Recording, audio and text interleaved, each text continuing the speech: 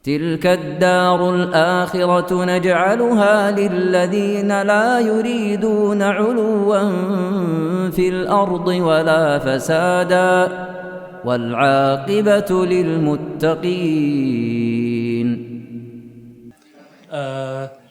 Pertanyaan saya, Ustadz, dalam beberapa hari ini kan viral tentang penangkapan pelaku maulid di Madinah ya, apa itu? Alhamdulillah. Pertanyaan saya itu kan berhubungan di Indonesia ini kan ada ormas yang besar juga yang dekat dengan pemerintah yang suka membubarkan kajian-kajian ataupun dari golongan-golongan atau ormas yang berbeda dengan mereka. Ini apakah ada pertanyaan dari orang juga, apakah ketika dakwah sunnah ini sudah menjadi banyak di Indonesia, dekat dengan penguasa, apakah akan melakukan seperti itu juga? Itu terkait dengan masalah al-hisbah kalau di bahasa hukum syariatnya. Al-hisbah itu pengingkaran terhadap hal-hal yang mungkar. Atau ada hal-hal yang ma'ruf tidak dilakukan, maka dipaksa untuk melakukan hal yang ma'ruf.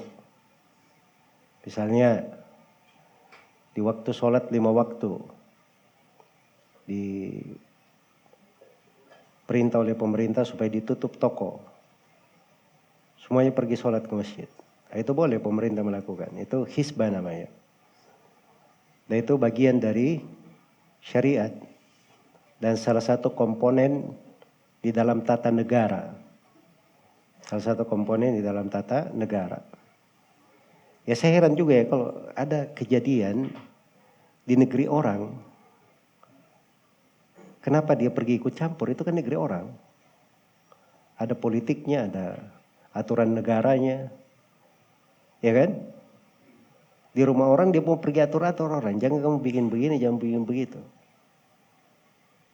Ya. Padahal mereka punya dalil-dalil sendiri untuk hal itu. Katanya toleransi, menghargai dalil, menghargai pandangan orang. Tapi itu kalimat-kalimat berlaku untuk dia pada orang lain. Tapi kalau dia sendiri kepada orang lain itu tidak berlaku. Nah, ini enggak benar ya cara berpikir seperti ini. Ya, dan itu beda ya antara orang yang hisbah misalnya, anggaplah di Saudi, saya tidak tahu berita yang disebut itu tadi benar atau tidak, dan saya juga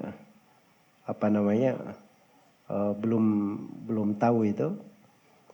Ya, jadi kalau misalnya dia lakukan hal tersebut, mereka lakukan itu boleh saja, itu ada di hukum syar'i, di pembahasan hisbah namanya, dan itu dibolehkan.